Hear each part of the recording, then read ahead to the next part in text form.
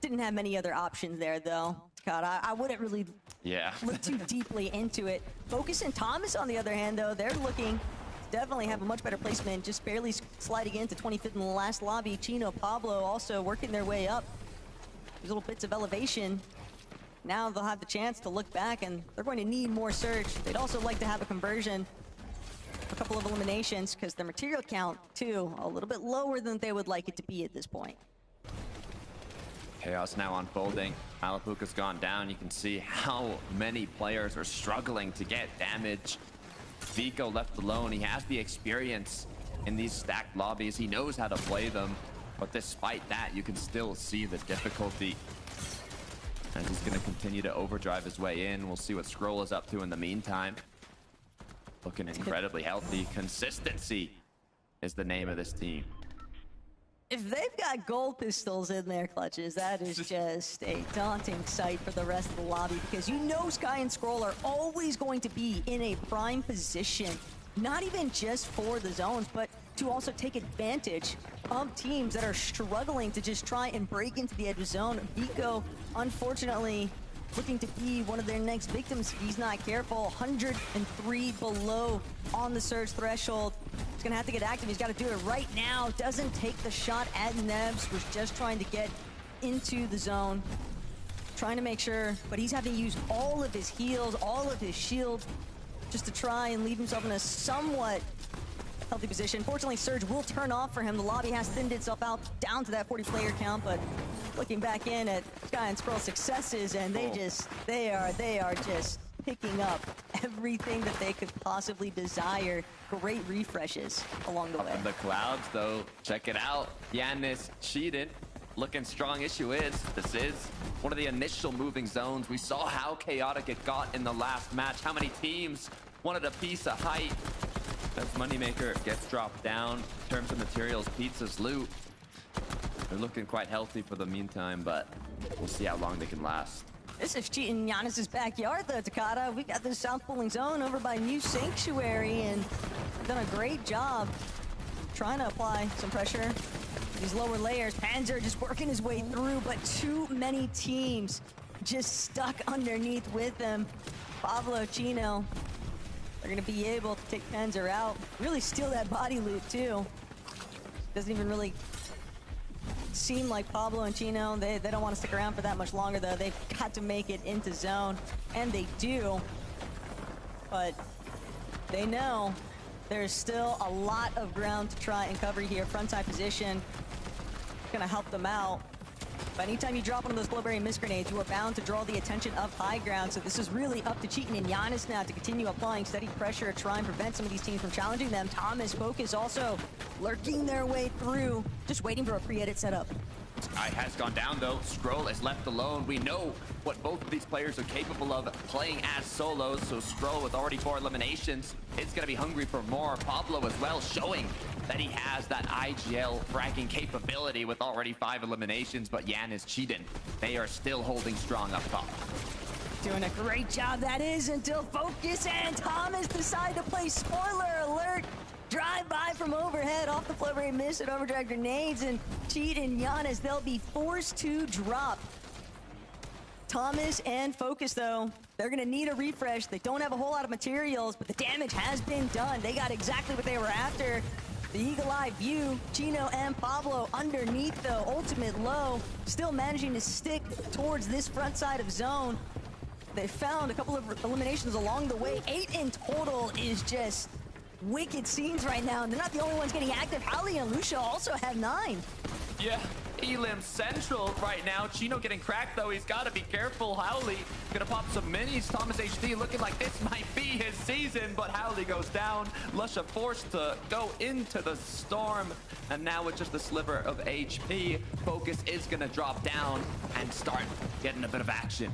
But this is just aim trainer right now for Focus and Thomas HD. They are just picking the lobby off one by one here. Sai is not going to be able to withstand the pressure any longer. Scary also trying to do his best to avoid drawing any further attention to himself. Every placement counts at this stage. Pablo Chino, the HP advantage very clearly in Thomas's favor, but he doesn't have any builds. This could be 180 if they're not careful. You can see a little bit of reservation in their play. Pablo doesn't have builds either. Does Chino?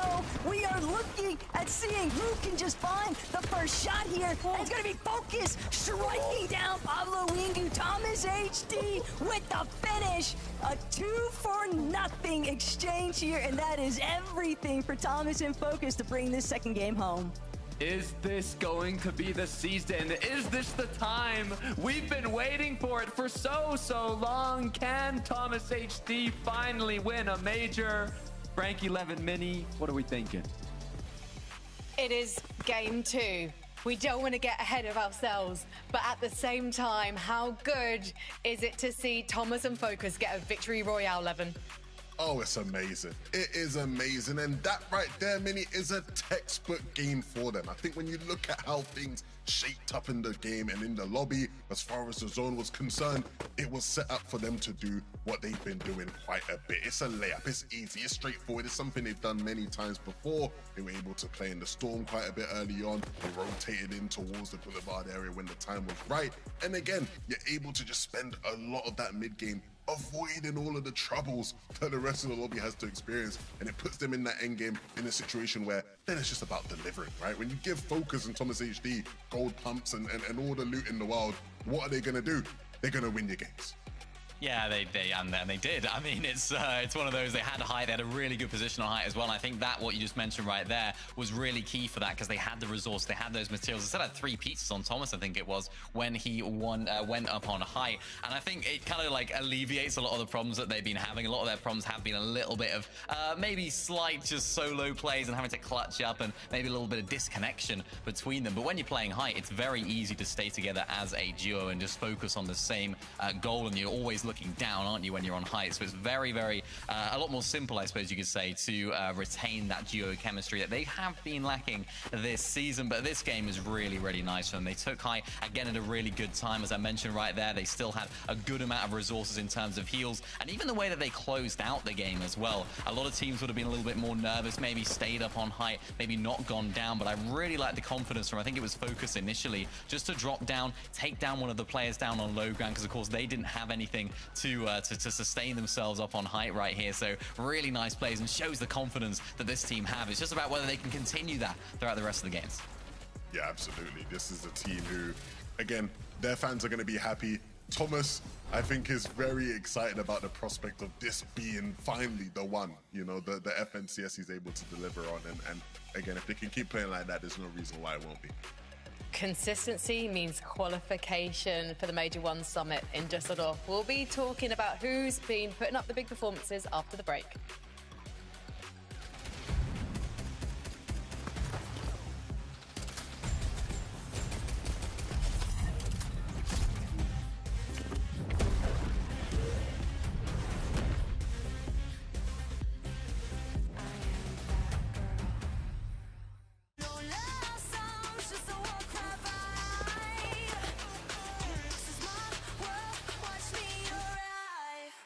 Watch me arrive.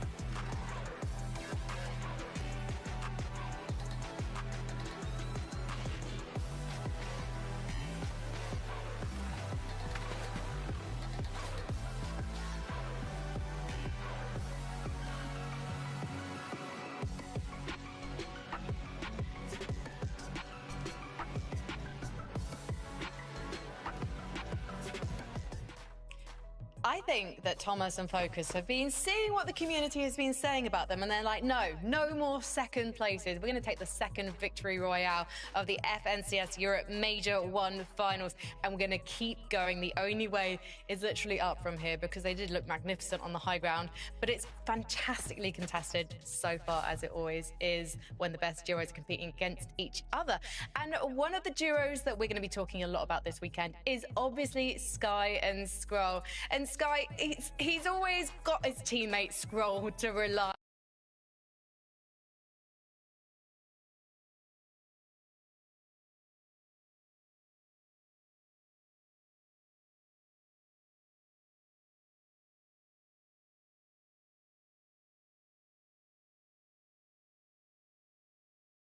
Yeah.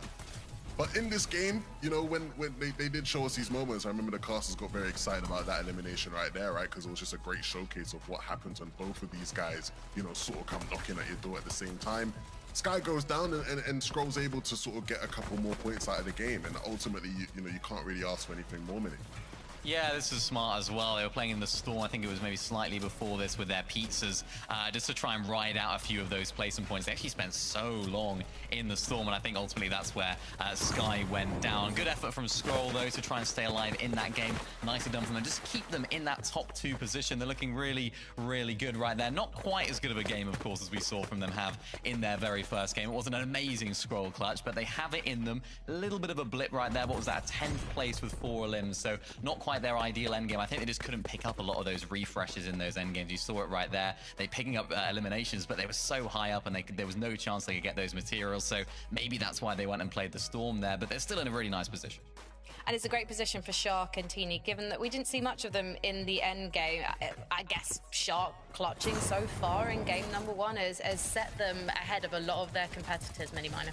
Yeah, it's a really good start for Shark and Teeny, of course, with that first game. They had a really nice start with that 4th place. This game, not quite as good, and this was obviously maybe a sign of things maybe to look out for this duo. This is a lot of people's concerns, and I know it was one of my concerns as well, as how are they going to make it out of their drop spot? In what shape were they going to make it out of their drop spot? And even though they're still 5th on the leaderboard, that wasn't a great performance for them. 27th with 5 eliminations. So even though the eliminations are high, the placements are not quite there. So that inconsistency is definitely not surprising to me.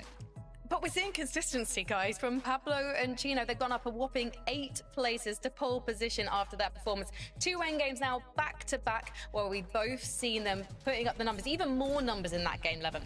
Yes, and I am very, very impressed by these guys. This actually here is sort of the game-winning sort of moment for them, or not winning because they didn't win, but a key game moment for these guys, right? Because what happens is, you see they're on low ground, Zone pulls back, and it actually left them in a really bad situation, right? It pulled back against going up the hill, and they're in a position where they're on low ground, they're stuck underneath every team, and they go back out into the Storm, do an up and over rotation, and that leaves them up there. And they didn't have much mats at that point in the game they need to work with, but the key thing for this duo, and this will be key for a lot of the top teams, but even when you're not in a good situation, if you can just keep yourselves long enough in the game, when you're Pablo and Chino, you're gonna find a refresh, right? Make the rotation that keeps you in the game as long as possible. And this is what I talked about in game 1, right? Game 1, we saw them play for height, and I asked the question, is this gonna be the strategy they take moving forward? Are they gonna keep being a height team, or are they gonna actually make use of their talents on the mid and low ground, where if you just keep yourselves in the game long enough, you know these two will find a refresh that will carry them into a top 5 situation, and that's exactly what they did here in game 2. Yeah, and I think that's really going to bring them so much more confidence as well. I mean, we spoke so much about them at the beginning of the day, not having the greatest performances leading into the major finals. They've had glimpses of it, they've had moments, but they haven't had consistency. So now for them to have such a great start and to have all that firepower beside you, even when things don't go so well, they've got to be bringing with confidence right now. And they are our reigning champions in terms of FNCS majors, guys, given that they did win way back in August. It feels like centuries ago now with Brodoxy. There must be something about being in a finals lobby that really boosts their confidence. I wonder if we can see the leaderboard actually one more time, because I'm just really curious to know where our other big duos are standing at the moment. Vico and Malabuka, for example, that wasn't the best game for them last time round, so I'd love to see where they are on the leaderboard. If not, we'll catch up with them in a bit. I'm wondering with these guys if consistency is going to be an issue from game to game, Mini Minor. Yeah, potentially. I mean, I'm just looking at the leaderboard right now on the monitor here. 15th with 22nd they got in that last game. So again, just going down in that early stages of the end game. We saw some good things from them, right? In that very first game, we saw some exciting moments, but that's when it pays off. When it doesn't pay off, Levin, that's maybe what we're likely to see, some of those sort of mid-game eliminations. Still early, doors. Still early. Yeah. I'm not panicking yet. Still early. Okay. Bit of favoritism, bit of bias towards Vico, maybe? It's not biased, it's just still too early, man. We've still got so many games left. Fine, not panicking on his behalf, but I will. So let's head to our third game of today. 4 more games to go with Taco and Takata. With Lobby 3 just around the corner for game day number 1, Takata, there is still ample opportunity for any kind of shortcomings that duos have experienced in these first 2 games to sort of be course corrected in our next 4 matches. Yeah, we've had a lot of mix-ups, a lot of teams that are starting off a bit rough. I'm thinking mainly of Swizzy and Pixie, but on the contrary, we have duos like Chino and Pablo that back in trios, they were actually champions of Major 3, so now coming in as reigning champions. Chino, Pablo playing as a duo, doing incredibly well. That last match was insane how many elims they were able to get and somehow clutch up that placement despite the tough zone pull. The good news is the battle bus is ready, so let's head on to the third match of the day. It's always so sick to see when that dominoes moment takes over, though, right? Chino, Pablo, if they get one, if they just start converting them into so many after the fact, they really found a nice flow state in that end game of lobby number 2, and that sort of momentum can really build throughout the course of a day. So at our halfway point, technically speaking, for game day number 1, the main takeaway that I've got so far, Takata, is that you can never expect any sort of guarantees. If you think that you're going to be contested, if you think you're not going to be contested, the lobbies are constantly shifting. And for no alien reason, they're hoping to make it 3-0 sweep right now. Xtedi adapted, be able to escape momentarily. They've opted to just go for the deeper drop. They don't actually want to challenge Reason and Noah at the gas station. But that might mean Delio, a little bit of a wandering eye here, trying to gauge.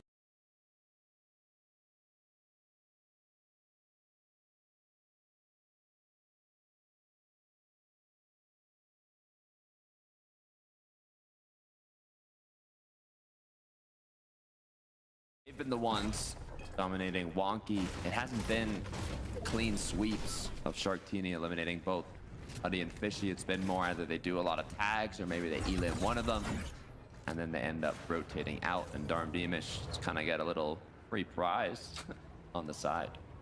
I'm also not too pressed about Teeny and Shark. I know we didn't get to actually witness too much of what was taking place with them in that last lobby, but Teeny, we know what you are, okay, buddy? We saw the clips. The production might not have, caught you in 4K, but not see any more of that user error with the wonky wheel today. Too strong of a team. Be going outside like that. Keto, Hyjo are also being another one of, I think, leading contenders to the action over by Dark Dominion. Gonzo and Truly just waiting with the trap, though. Swizzy not going to be taken out just yet, but it has left Swizzy and Pixie in a dire situation here. Now looking to try and see if they can bite back, and it is a 1-for-1 so far, but now Keto, Hyjo, the door's been swung wide open for them to just play cleanup crew. Truly trying to see if he can escape with his life, but Keto, Hyjo, they don't want to let this opportunity go. 4 points on an elimination, but he will escape into the tunnels. What? Dark Dominion was supposed to be uncontested, Taco. Why is there 5 duos here? Why is the whole lobby? This happens every time, Takata. Every single time. I think we saw maybe 1 Div Cup finals where Swizzy Pixie weren't surprise contested. This mid-map position just draws too much aggression. I think that's part of the reason why it could be difficult to kind of get a nice rhythm build up, but Nathan, Nebs, Humble Hills, they're gonna have to try and defend their opening points here. Darm Beamish just continuing to go on tour around the map today. Shout out Nathan Nebs, by the way. In the prior season, all they